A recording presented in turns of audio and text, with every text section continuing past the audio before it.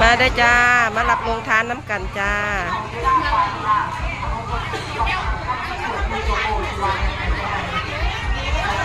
มื้อนี้บุญญาปูบ้านเขาจะอยู่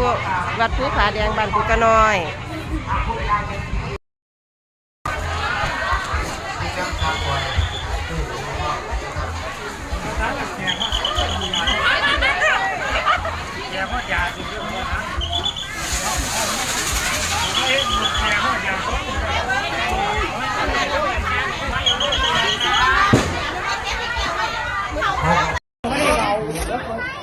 น้ำกันห้อง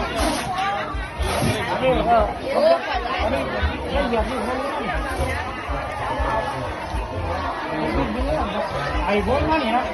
เขาลงไปแบบเขาเช้าเอาไอ้ตีนนะเขาก็ไปเอาไปหมดแล้วเขาต้องการ